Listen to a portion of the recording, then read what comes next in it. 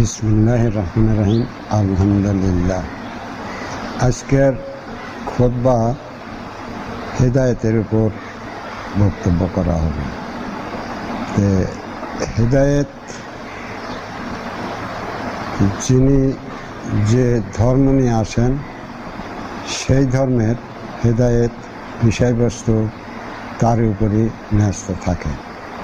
কিন্তু এখানে একটা ঘটনা সেই আগলে ঘটে যাওয়ার কারণে আল্লাহ পাকের ইচ্ছে ছিল এক আদমকে দিয়ে এই মানব জীবন যতকাল চলবে আদমের হুকুমত চলবে, তাতে সমস্ত কালের জন্য একটা ধর্ম থাকতো। মানুষ মানব জীবন দ্বারা আদম সুরাতের জীবন কামাই করে নিয়ে আখেরাতের পরে মানব জীবনে দণ্ডায়মান হবে। কিন্তু সেই ফেরেশতাদের দ্বিমতে সেটা পরিবর্তন হয়ে অন্য একটা রূপ নিছে, যেটা কিছু কিছু তোমাদের আগেও জানানো হয়েছে।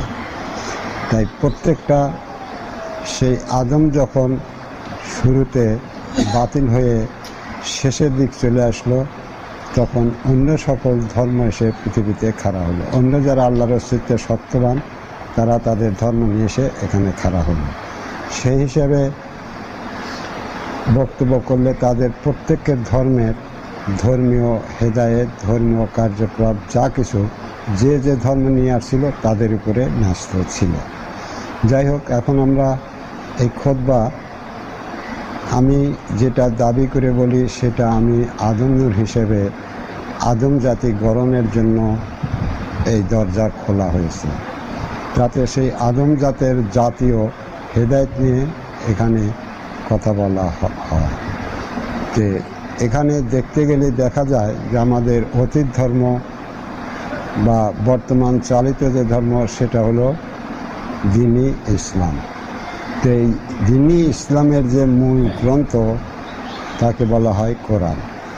এই কোরআনে এই হেদায়েতের কথা প্রথমেই উল্লেখ আছে। হেদায়েতের কথা ঈমান আনা এবং সালাত কায়েমের কথা। কিন্তু কোরআনে এই হেদায়েতের কথা উল্লেখ থাকলেও কোরআনিক ধর্ম চলছে আজ প্রায় 1400 বছরেরও উপরে। কিন্তু সেই হেদায়েত বলতে কি, হেদায়েতের বিষয়বস্তু কি, হেদায়েতের প্রকৃত ধর্ম বা তার নির্ধারতা কি, এর কোনো কিছুই আজ পর্যন্ত এই ইসলামে নাই। তো এই মর্মে যদি কথা বলতে হয় যে ধর্ম দ্বীনি ইসলাম, অর্থাৎ ইসলামের দিনকে অবলম্বন করবে, অর্থাৎ এই দিনকে অবলম্বন করে ইসলাম হও। কিন্তু সেই দিনের কোনো হেদায়েত আজ পর্যন্ত এই ইসলামে আসেই নেই। যে যদি কোনো গর্ভে বা কোনো স্কুলে বা কোনো ঘরে প্রবেশ করার দরজা বন্ধ করে দেওয়া হয়, তাহলে ওই ঘরে যাওয়ার কোনো পথই থাকবে না। তেমনি এই দ্বীনি ইসলাম যদি মানুষ হতে চায়, তার দরজা হলো, তার পথ হলো, তার গেট হলো এই হেদায়েত। কিন্তু এই হেদায়েতকে কেন্দ্র করে ইসলাম ধর্ম ভিত্তি করে।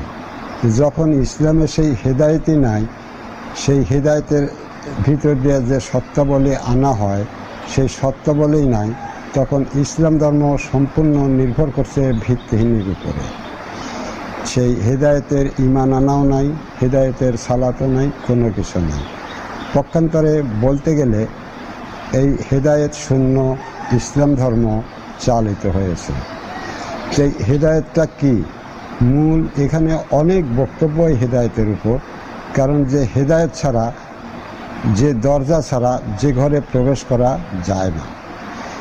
তো এখানে আমরা যদি এই হেদায়েতকে শূন্য করে আমাদের মুসলমান দাবি করি, তাহলে পারে এটা সম্পূর্ণরূপে মিথ্যাচার গাওয়াজুরি করা হবে। কারণ এই হেদায়েত হলো ইসলাম হওয়ার প্রথম শর্ত এবং প্রথম ফরজ। যে ফরজকে পূর্ণ করা ছাড়া যে ফরজের উপর ভিত্তি করে তার ইসলাম হওয়া, এই দ্বীন ইসলাম হওয়া আর না হওয়া। তাহলে এই হেদায়েতটা এখন কত গুরুত্ব তোমরা মনে করো। কেউ যদি ইসলাম, এই দ্বীন ইসলাম হতে চায়, তাহলে এই দ্বীন ইসলাম হওয়া না হওয়া নির্ভর করে এই হেদায়েতের উপর।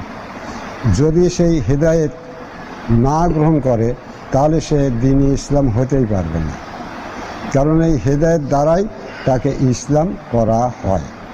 সেই হেদায়েতের ভিতরে সেই হেদায়েত কোন বিষয়ের উপর, সেই হেদায়েত কোন জিনিসের উপর, বা সেই হেদায়েতে কি আনা হবে, এর বিষয় বস্তু কোরআনে আসে নাই।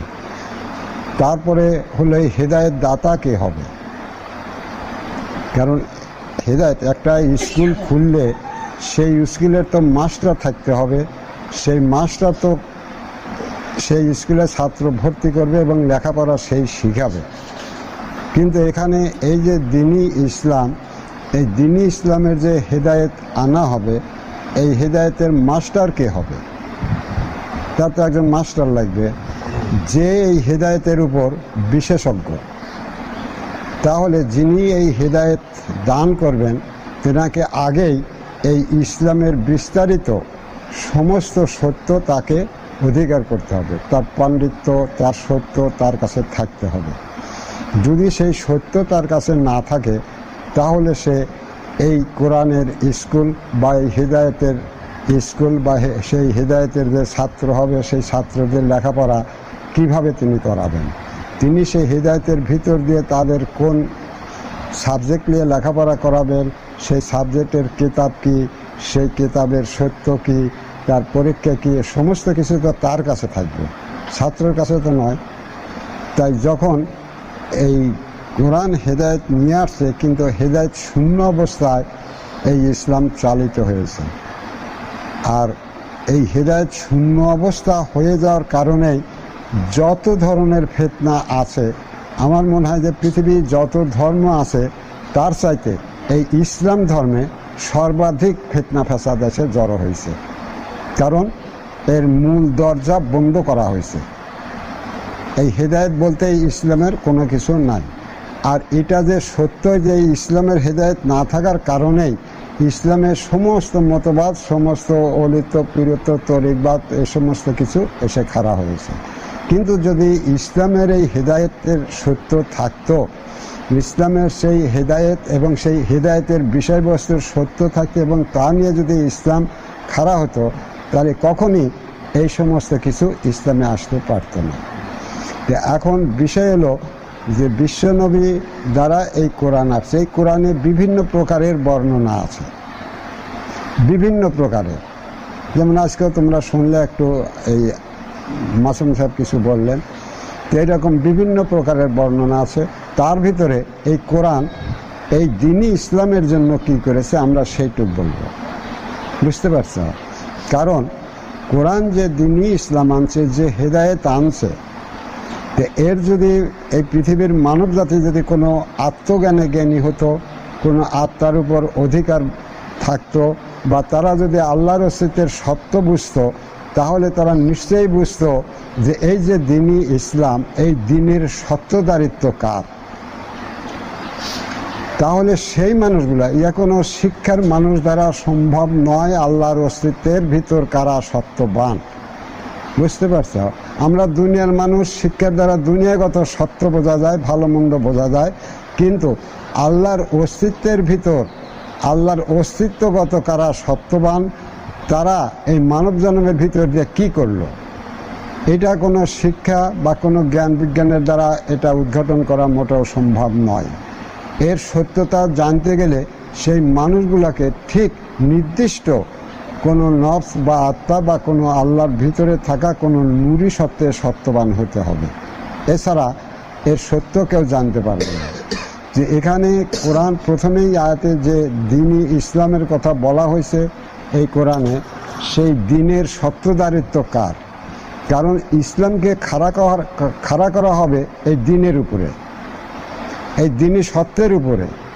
যে যদি ইসলামের মানুষগুলি সেই দ্বীনি সত্য কার, সেই দ্বীনি সত্য আলা এই হেদায়েতের দরজা খুলতে পারে, বাকি কারো ক্ষমতা নেই। বুঝে আসে? যিনি এই দ্বীনি সত্যের মালিক হবেন, এই দ্বীনি সত্যের যিনি মালিক হবেন তিনি এই কোরআনে যে দ্বীনি ইসলাম বলে হেদায়েতের দরজা দেখানো হয়েছে, এই হেদায়েতের দরজা যদি খুলতে কেউ চায় তাহলে অবশ্যই সেই ব্যক্তিকে এই দ্বীনি সত্যের মালিকানা সত্ত্বদার হতে হবে। এছাড়া এই হেদায়েত কেউ খুলতে পারবে না। হেদায়েত খুলে এই হেদায়েতের সত্য অর্জনকারীরা এই ধর্মটা চালনা করতে পারবে, কিন্তু ধর্মকে শুরু করতে হলে তাকে সেই সত্যের মালিকানা সত্য থাকতে হবে, নইলে হেদায়েতের দরজা খুলতে কেউ পারবে না। যেহেতু কোরআন ধর্ম সত্যের ধর্ম বলতে গিয়ে ইহা দ্বীনি ইসলাম শব্দ ব্যবহার করেছে, তাহলে এই দ্বীন হবে, এই ইসলাম যারা হবে তাদের অবলম্বনের একমাত্র সত্য। যে যারা ইসলাম হবে তাদের সত্য হবে এই দ্বীনি সত্য, কিন্তু সেই দ্বীনি সত্যের মালিক না থাকা পর্যন্ত, মালিক না আসা পর্যন্ত এই দ্বীনি সত্যের উপর হেদায়েতকে দেবে। সেই দ্বীনের শিক্ষা, দ্বীনের দীক্ষা, যারা সেই দ্বীনের কর্ম করে, দ্বীনের ধর্ম মেনে তারা সেই দ্বীনি সত্যে সত্যবান হতে পারবে, যে সেই কাজকে করে দেবে। তাহলে যে ব্যক্তি এই হেদায়েত দিতে আসবে তাকে সেই দ্বীনি সত্যের মালিকানা সত্য থাকতে হবে, কারণ সে দ্বীনি সত্যের মালিকানা হওয়ার কারণেই বাকি যারা এই সত্যকে অবলম্বন করে সত্য ধরার পথ গ্রহণ করবে, সেই সত্যটা হবে তার তরফের সত্য। এটা যে অন্য কারো তরফের সত্য বা আল্লাহ থেকে এই দ্বীনি সত্য আসবে এটা নয়। যিনি এই দ্বীনি সত্যের মালিক হবে তার যত ছাত্র হবে তারা যদি এই ধর্মে পাশ করে, তারা প্রত্যেকে সেই দ্বীনি সত্যের মালিক যিনি তার তরফ থেকে এই দ্বীনি সত্যে সত্যবান হয়, তারা সেই আদম জাতের জাতি হবে চিরকালের জন্য। কিন্তু এখানে সেই দ্বীনি সত্য দ্বীনি ইসলাম আসছে, কিন্তু দ্বীনি সত্যের মালিককে, যিনি এই দ্বীনি ইসলামের হেদায়েতের দরজা খুলবেন, তিনের তো খবর নেই, তেনারই খবর নাই। এখন বিষয় হলো, আমরা যদি এখানে দেখতে যাই যে হজরত মুহাম্মদ সাল্লাল্লাহু আলাইহি সাল্লাম তিনি তো এই ধর্মটা নিয়ে আসছেন, তিনি কোন সত্যের মালিক ছিলেন? তিনি এই ধর্মের হেদায়েত কি দিয়েছিলেন কি দেন নাই? কিন্তু এখানে বিষয় হলো, তিনি যদি এই দ্বীনি দরজা খোলেন, যেমন কোরআনে দ্বীনি ইসলাম আনা হয়েছে, তার কিছু কথাও বলা হয়েছে যেগুলো অস্পষ্টভাবে এখনও দুনিয়াতে আছে, যেমন ঈমান আনা বা সালাত কায়েম করা বা শিয়ে রবের ইবাদত করা, এরকম মেলা কিছু আছে যেগুলো এই মানবজাতির কাছে অস্পষ্ট, কোনো স্পষ্টতা এরা আনতে পারে না, কারণ এরা কেহই কোনো নির্দিষ্ট আত্মাতেই আত্মবান নয়। এই জন্য এরা কেহই এর কোনো স্পষ্টতা আনতে পারে না, কারণ ইহা সেই সত্যবানদের ব্যাপার, ইহা সেই সত্যবানদের ব্যাপার। এছাড়া এই দুনিয়াগত সত্য নিয়ে, শিক্ষা নিয়ে এ ব্যাপারে কেউ হস্তক্ষেপ করতে পারবে না। তাহলে তোমরা দুনিয়াতে ইসলামে বহু প্রকার পীরদের তরিকা দেখো বা ফেকা দেখো, মুজাববাদী দেখো, শিয়া সুন্নিবাদী বা যত বাদী হোক, কিন্তু সমস্ত বাদ হলো এই হেদায়েত ছাড়া। কারণ ইসলামের মূল সত্য প্রদান করা হয় এই হেদায়েতের ভিতর দিয়ে। সেই হেদায়েত যারা গ্রহণ করে তাদেরই এই দ্বীনি সত্যের উপর ভাগ্য রচনা করা হয়। সেই ভাগ্যকে ধরার জন্য তারা জীবন ধরবে, ইবাদত করবে, সব কিছু করবে সেই ভাগ্যকে ধরার জন্য, অর্থাৎ এই দ্বীনি সত্যকে ধরার জন্য।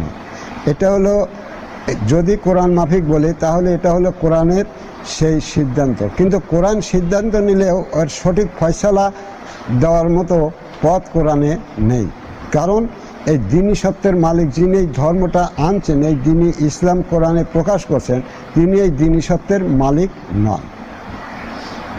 তিনি এই দ্বীনি সত্যের মালিক নন, তিনি অন্য সত্যের মালিক। তবে তিনি যে আল্লাহর অস্তিত্বের ভিতর সত্যবান নয় এটাও আমি বলছি না, তিনিও সত্যবান। তবে তিনি এই ধর্মটা আনছেন, কিন্তু দ্বীনি সত্যের মালিক তিনি নন। দ্বীনি সত্যের যিনি মালিক তিনি হলেন হজরত আদম শফিউল্লাহ। তিনি হলেন হজরত আদম শফিউল্লাহ, তিনি এই দ্বীনি সত্যের মালিক, অন্য কেউ না। তো এখানে দেখা যায় যে হয়তো তিনি চেয়েছিলেন যে আদম অবতার হলে এই ধর্মটা, তিনি এই কোরআনের নিয়ম অনুযায়ী ধর্মটা তিনি চালাবেন, কিন্তু এটা তিনি মনে করলেও যিনি এই দ্বীনি সত্যের মালিক তিনি কিভাবে তিনার জাতিকে গ্রহণ করবেন, তিনি নিজেই এর সব কিছু জানেন। তিনি নিজেই এর সব কিছু জানেন এবং বোঝেন। তাহলে তিনি এটা করতেন, কিন্তু তারপরেও কোরআনে যখন এটা আসছে, আর এই 1400 বা 1400 বছরের উপরে এটা কেন সন্ধান করে পায় নাই, সেটার কারণ হলো এই দ্বীনি সত্যের মালিক আগে তৈরি হতে হবে এই মানব জাতের ভিতর থেকে। যত সময় এই দ্বীনি সত্যের অর্থাৎ সেই দ্বীনি নূরের মালিকানা সত্য নিয়ে কোনো মানব দাঁড়াতে না পারবে, তত সময় এই ইসলামের হেদায়েতি দরজা খোলার কারো কোনো সাধ্য নেই। তাই এতকাল ভরা যে ধর্ম ইসলামে চলে আসছে, হেদায়েত শূন্য অবস্থায় আসছে।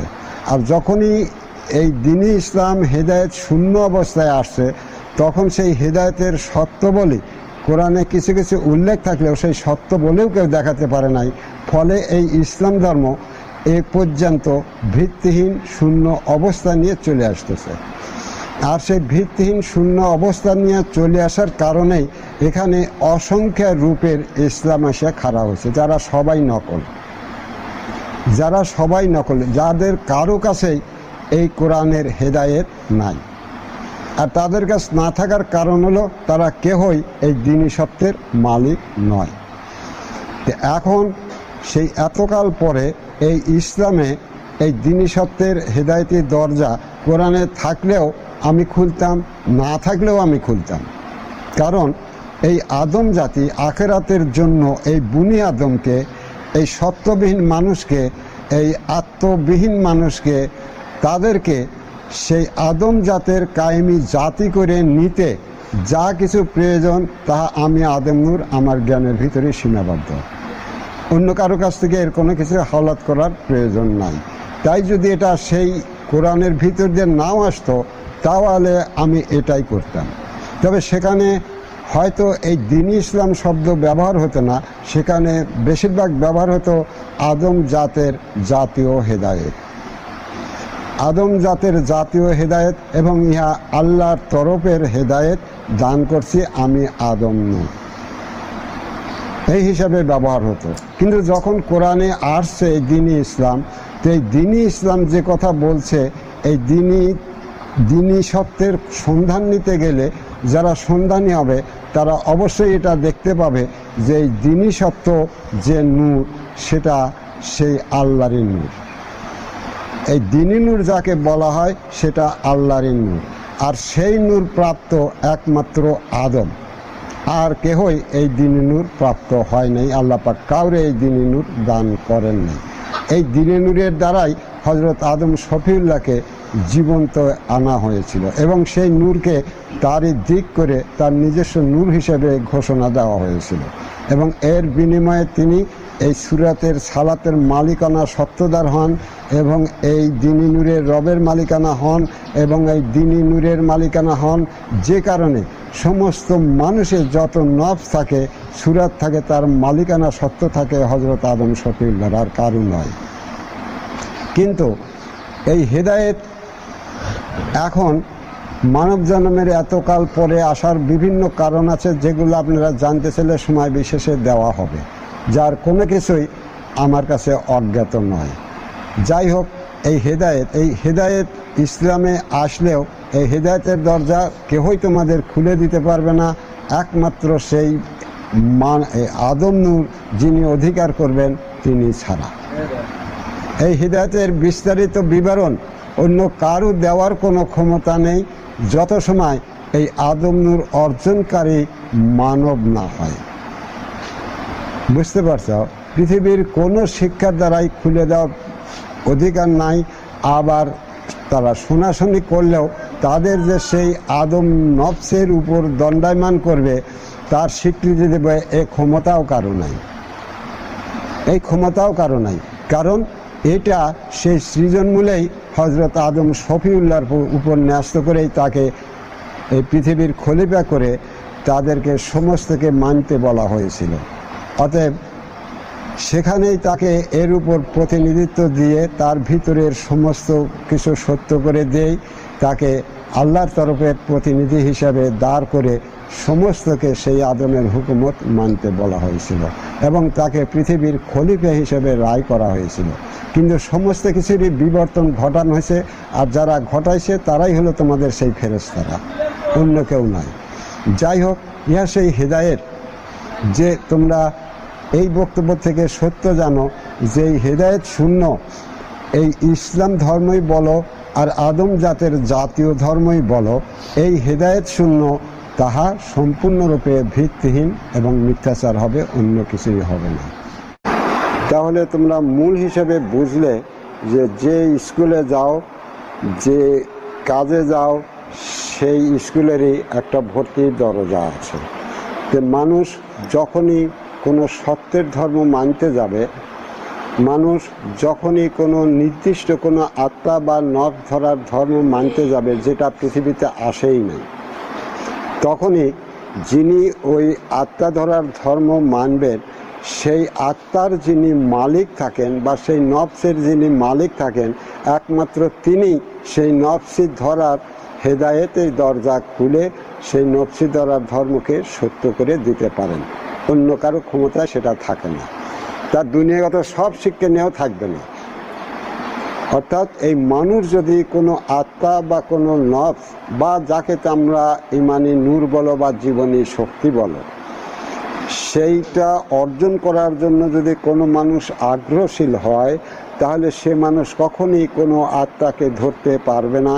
যত সময় সে যে আত্মা ধরতে চায় সেই আত্মার যিনি মালিক, সেই মালিক যত সময় সেই আত্মা ধরার হেদায়েতি দরজা না খুলে সেই আত্মা ধরার ইমান বা সালাত বা তার কামাই করার সঠিক রাস্তা না দেখায়। অতএব তোমরা পৃথিবীর মানুষ অনাদি কাল ভরা এই আত্মা ধরার জন্য, নব ধরার জন্য বা নবী বা দেবতা বা আল্লাহকে জানার জন্য শুধু হয়রানি হয়েছে, তোমরা কোনো লাভ করতে পারবে না। কারণ তোমাদের কাছে নির্দিষ্ট কোনো আত্মাও নাই, নূরও নাই, নফস নাই, কিচ্ছু নাই।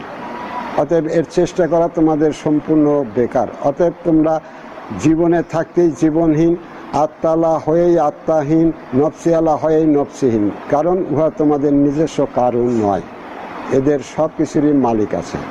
তাই অনাদিকাল পরে আজ আমি সেই আদম নূরের দাবি করে সেই কোরআনের যে তোমরা দ্বীনি ইসলামের হেদায়েতের কথা শোনো, সেই হেদায়েত অথবা এই মানব জীবন দ্বারা কায়েমিভাবে আদম সুরাতের জীবন নিয়ে, সেই আখেরাতের পরে আদম সুরাতের জীবন নিয়ে দণ্ডায়মান হবে, তারই সত্য নিয়ে যাকে বলা হয় আদম জাতের জাতীয় হেদায়েত, সেই বুনি আদমকে আদম জাতের জাতীয় মানুষের তৈয়ার করতে যে হেদায়েত, যে দরজা খোলা হয়, তাকে বলা হয় আদম জাতের জাতীয় হেদায়েত।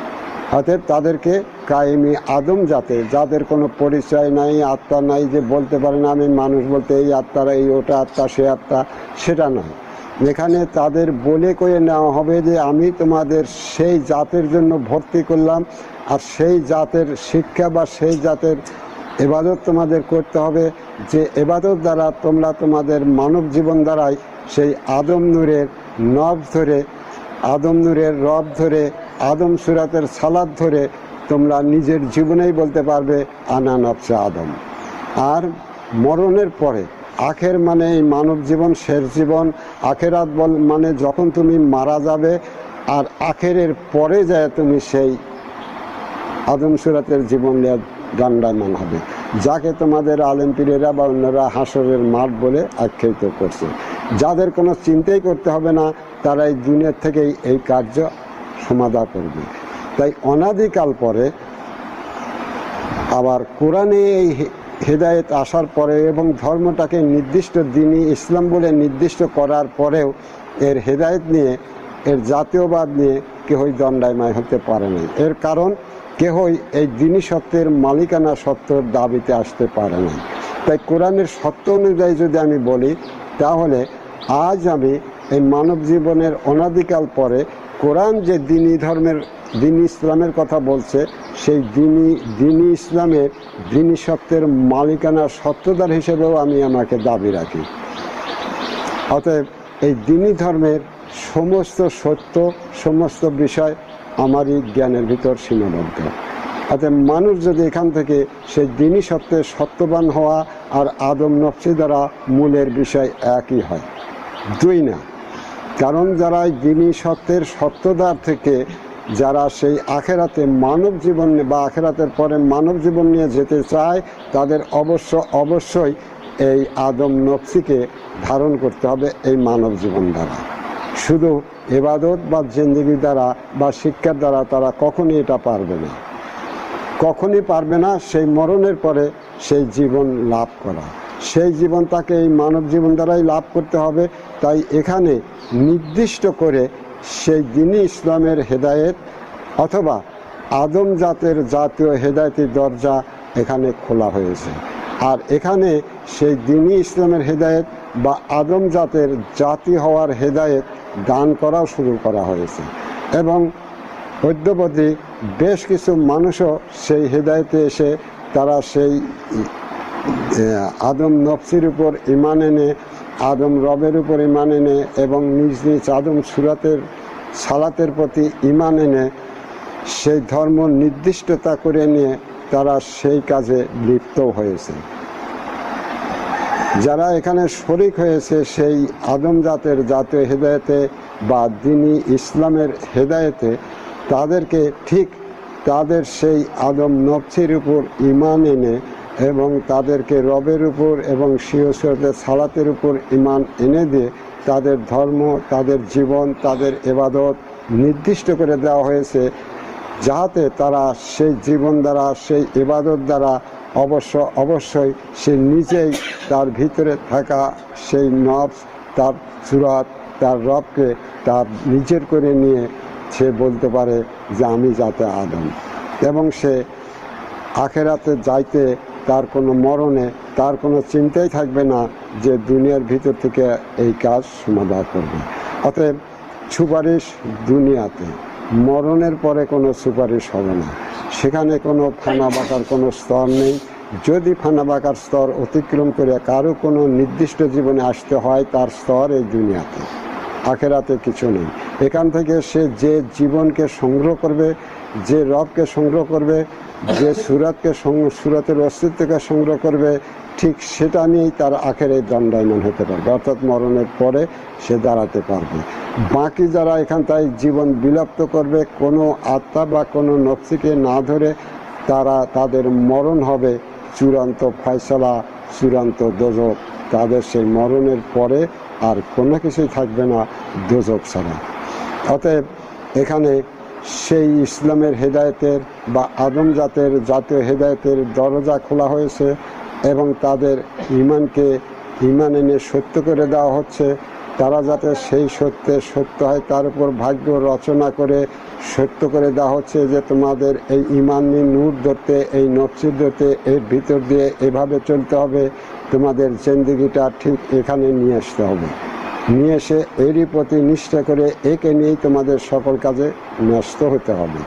কারণ তোমরা যদি তোমাদের মানব জীবনকে সত্য করতে চাও, তোমরা যদি চাও যে আমরা সেই আল্লাহর আদমের জাতের কায়েমি জাতি হতে চাই, তাহলে অবশ্যই তোমাদের এখানে নির্দিষ্টতা নিয়েই তোমাদের নির্দিষ্ট সাবজেক্ট, আদম নূরের সাবজেক্টকে দুনিয়ার কর্ম দ্বারা, ইবাদত দ্বারা সত্য করতে হবে। যারা সত্য করবে তাদের কোনো ভয় নেই, তাদের সঙ্গেই তাদের জীবন, সুরাত এবং রব কবরে যাবে, যেখানে তাদের কারো কিছু করার থাকবে না, কোনো নবীর সুপারিশ লাগবে না, কোনো দেবতার সুপারিশ লাগবে না, কারো সুপারিশ লাগবে না। তারা আদমের জাতি হবে, আল্লাহর নূরের মিলনের জীবন পাবে, কারণ আদম নূরই আল্লাহর নূর। আর তারা সেই নূরের নফ ধরে তারাও আদম হয়ে যাবে, যাদের অন্য কারো ধার ধারতে হবে না। অতএব ইহা সেই ধর্ম, যে ধর্মের উপর কোনো বিকল্প, কোনো রেষারেষি, কোনো চেদবাদ, কোনো হিংসা, কোনো বাদ প্রতিবাদ, কোনো কিছু খাটানোর জায়গা থাকবে না। আমাদের কারোর সাথে কোনো শত্রুতা নেই, কোনো বন্ধুত্ব নেই। তার বন্ধুত্ব সবারই কাছে মানুষ হিসেবে আছে, তবে শত্রুতা নেই। আমরা সত্যকে দাঁড় করাবো এবং সেই সত্যকে সকল মানুষের মানব জীবনে পৌঁছা দেব। যাদের ইচ্ছা হবে তারা এখানে এসে সেই হিদায়তের ভিতর দিয়ে তারা নিজ সুরাতের আদম জীবন কায়েম করার জন্য হেদায়েত গ্রহণ করতে পারবে। তবে যারা আসবে না তাদের প্রতি আমাদের কোনো হিংসাও নেই, তাদের কোনো আঘাতও করতে যাব না, তাদের প্রতিবাদও করতে যাব না, কারণ আমরা হিংসুক নই। আর ইহা অমূল্য সম্পদ, যে ইহা ধরবে সে আখেরাতে অবশ্যই চিরকালের জন্য আদম সুরাতের জীবন লাভ করবে। আর যদি জান্নাতি বলো, ঠিক তারাই সেই শান্তিময় জীবন লাভ করবে, বাকি কেহই এই জীবন লাভ করতে পারবে না। এটা অবশ্যই আমি বিশ্ববাসীকে বলি এবং সমস্ত পৃথিবীর মানব জাতিকে বলি যে তোমাদের সঙ্গে আমার কোনো জন্য নাই, ফসাদ নাই, কিচ্ছু নাই। তোমাদের যদি সত্য থাকে বা এর চাইতেও ভালো সত্য থাকে, তোমরা সেই তোমাদের জ্ঞান দ্বারা আমাদের দেখাতে পারো যে না, এর চাইতেও ভালো সত্য নিয়ে আখেরাতে বা সেই মরণের পরে দণ্ডায়মান করান যাবে, সেটা হবে। কিন্তু কোনো হিংসা নিয়ে নয়, কোনো লাঠি নিয়ে নয়, কোনো গুলি নিয়ে নয়, কোনো বোম নিয়ে নয়। সেটা জ্ঞানের মাধ্যমে তারা আমার সঙ্গে বুঝতে পারে যে তারা যে ধর্ম দিচ্ছে সেই ধর্মের দ্বারা তারা এখান থেকে কোন সত্যে সত্যায়িত হয়ে আখেরাতে যাবে, তাদের সেই সত্যকে খাড়া করতে হবে। আমি আদম নূর, আল্লাহর অস্তিত্বের সকল সত্যগুলোই আমার জানাচেনায় আছে এবং সেই আখেরাতের জানাচেনাও আমার আছে, আউয়ালকেও জানাচেনা আছে, জাহের বাতেন সম্বন্ধেও আমার রবের ইচ্ছায় আমি যা জানি তোমরা মানবজাতি হয়তো জানো না। তোমরা যখন নিঃসত্য খুঁজে পাও নাই, তোমরা যখন তোমাদের আত্মা কি, তোমাদের নফস কি, তোমাদের দৃষ্টি কি, রব কি, কোনো কিছুই তোমরা খুঁজে পাও নাই, অতএব তোমরা কোনো কিছুই আল্লাহর অস্তিত্বের ভিতর খুঁজে পাবে না আর তার সম্বন্ধে সত্যও জানতে পারবে না। এটাই সত্য। তোমরা এর অতিক্রম করে কোনো কিছুই করতে পারবে না। অতএব তোমরা জন্মি ফসাদ নয়, তোমরা যদি পারো তাহলে সেই জ্ঞানের দ্বারা, তোমাদের সত্যের দ্বারা আমি যে সত্য দেখাচ্ছি তোমাদের সত্য কি তা প্রমাণ সহকারে খাড়া করে নিয়ে দেখাতে পারো, তাহলে আমরা সব সময় তোমাদের সঙ্গে আলাপ করতে রাজি আছি। কিন্তু অহেতুক যুক্তিতর্ক নয়, অহেতুক যুক্তিতর্ক হিংসা বিদ্যা নিয়ে নয়, সৌহার্দ্যপূর্ণ, ভ্রাতৃপূর্ণ এবং মোহাম্মতপূর্ণ আলাপে তোমরা রাজি থাকলে আমি সব সময় তোমাদের সঙ্গে তা নিয়ে আলোচনা করে তার সত্যকে উপলব্ধি করতে রাজি খুশি আছি আমার রবের দিক থেকে। তাই আমি মনে করি যে তোমরা সেই হিংসার রাজ্য ছেড়ে সত্যের রাজ্যে পৌঁছাও, মানব জীবনকে আগে সমস্ত অপরাধ থেকে মুক্ত করো, তারপর নিঃসত্য কায়েমের জন্য, আখেরাতে সত্য ধরার জন্য তুমি কোন সত্য নিয়ে কোন ধর্ম মানো সেই সত্যের সম্বন্ধে তোমরা যদি পারো তাহলে আমাদেরকেও জ্ঞান দাও, আর যদি তা না পারো তাহলে আমি সব সত্য সম্বন্ধে একের পর এক বলতে থাকবো। আপাতত তোমরা জেনে নাও যে আমি যাদেরকে এই হিদায়ত দিচ্ছি তাদেরকে সেই আদম নফসি যাতে তারা ধরতে পারে, ঠিক সেই স্কুল খোলা হয়েছে। এই স্কুলে তাদের ঠিক ওই শিক্ষাই দেওয়া হয় যে তারা তাদের মানব জীবন দ্বারা এই আদম নফসিকে অবলম্বন করবে, তার নিজের করে নিবে এবং সে যখন নিতে পারবে তখন বলবে যে আমি আমার ঈমানি নূর আমার হাতে পেয়েছি, এটা বলবে। তো ঠিক তেমনি যদি তোমাদের কোনো কিছু থাকে, যে কোনো ধর্মের হাতে যদি কিছু থাকে এরকম, তাহলে তোমরা যুক্তি করো বা কথা বলো, এর সমস্ত ব্যাপারে আমরা রাজি আছি, এ নিয়ে কোনো জন্য ফসাদ নয়। তাই আজকের খুতবা আমি এখানে সমাপ্তি করছি। সুবহানাল্লাহ বিহামদিহি, সুবহানাল্লাহ আযীম। আসসালামু আলাইকুম ওয়া রাহমাতুল্লাহ।